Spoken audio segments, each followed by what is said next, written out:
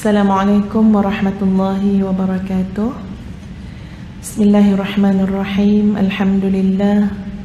Wassalatu wassalamu ala rasulillah wa ala alihi wa sahbihi wa mawalah.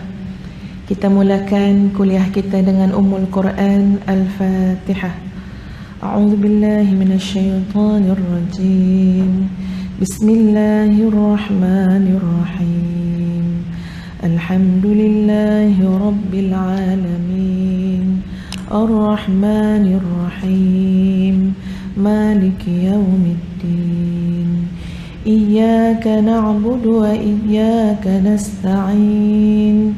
Ihdinas siratal mustaqim. Siratal ladzina an'amta 'alaihim ghairil maghdubi 'alaihim waladdallin.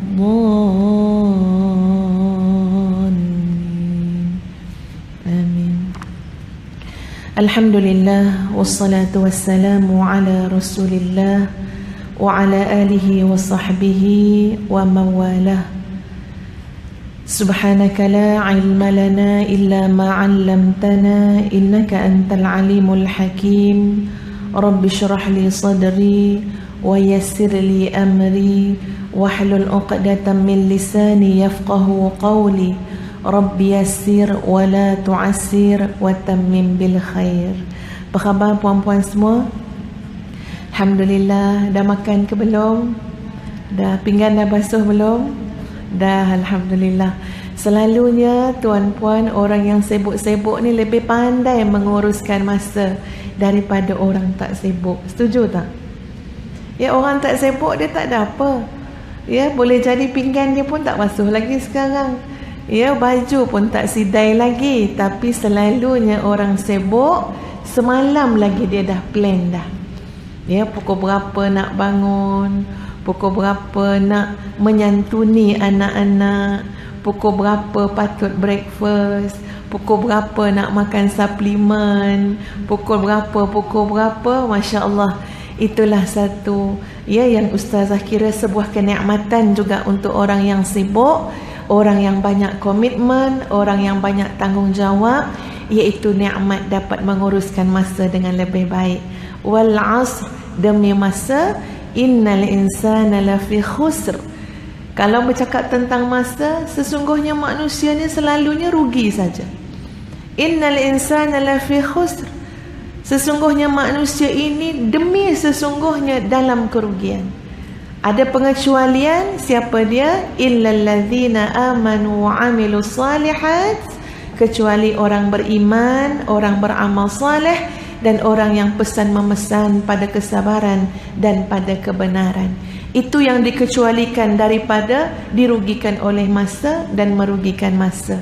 Jadi insya-Allah ya tuan-puan, mudah-mudahan kita yang awal pagi lagi telah mengisi kehidupan kita dengan menuntut ilmu, mencari ilmu, ya insya-Allah mudah-mudahan mendekatkan diri kita kepada Allah, ya mudah-mudahan kita berada dalam rahmat dan keampunan Allah. Baik, kita teruskan kepada surah Al-Qasas. Mulai ayat yang ke-7. Ya, insya-Allah seingat ustazah, ya, kita mulai ayat yang ke-7 surah Al-Qasas. Apapun tuan-puan yang ustazah kasihi sekalian, ustazah ingin mulakan dengan sebuah kisah, iaitu kisah seorang laki-laki di zaman Nabi sallallahu alaihi wasallam. Laki-laki itu tidak duduk bersama Nabi, ataupun laki-laki itu bukan warga tempatan. Maknanya duduk jauh daripada lokasi ataupun kedudukan Nabi sallallahu alaihi wasallam. Tetapi laki-laki ini ada dua persoalan yang dia berhajat supaya Nabi sallallahu alaihi wasallam merungkai persoalan tersebut. Tuan-puan datang ni ada persoalan ke tak ada persoalan? Nak tanya dulu. Ke datang tak ada persoalan saja ya Ustazah? Tak ada kerja apa nak buat pagi ni? Duduklah dengar. Ya. Laki-laki ini tuan-puan, dia ada dua persoalan nak tanya Nabi SAW. Sejauh mana perjalanan dia? Perjalanan dia sejauh tuan-puan, dia kena menyiapkan binatang tunggangannya. Dia kena menyiapkan kenderaannya berupa binatang tunggangan. Berapa hari dia berjalan pasti memberikan satu indikator sejauh mana dia berjalan. Sejauh mana perjalanan dia. Dia naik binatang tunggangan dia tuan-puan 9 hari 9 malam. Jauhnya. Agak-agak kalau Seremban ke KL, berapa hari kalau naik binatang tunggangan? Agak-agak lah 3 hari sampai tak tuan-puan? InsyaAllah ya, sampai ya 3 hari. Maknanya jauh lagi daripada itu. Kena melintasi padang pasir, kena melalui panas siang dan malam, sehingga beliau katakan, 9 hari dalam perjalanan ku lihat beban dan kelelahan pada binatang tungganganku. Berhenti seketika, lalu disambung lagi, kalau tak silap ustazah, 6 hari lagi perjalanan. Kerana dua persoalan tadi. Dan bila bertemu dengan Nabi SAW,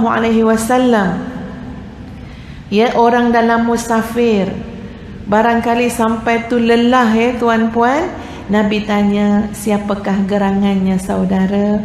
Lalu dia menjawab, dia adalah Ziyadul Khair. Wallahu a'lam tuan-puan, apakah ini nama sebenar atau nama jolokan, nama timang-timangan, sebab nama itu memberi maksud yang terlalu baik. Namanya ialah Ziyadul Khair. Ziyadul Khair maksudnya ialah orang yang bertambah kebaikannya. Lalu Nabi tanyakan, ya Ziyadul Khair, apa hajat kamu? Dia kata, ya Rasulullah, aku ada 2 persoalan. 2 persoalan itulah yang mengantarkan segagah itu untuk dia memulakan perjalanan yang panjang.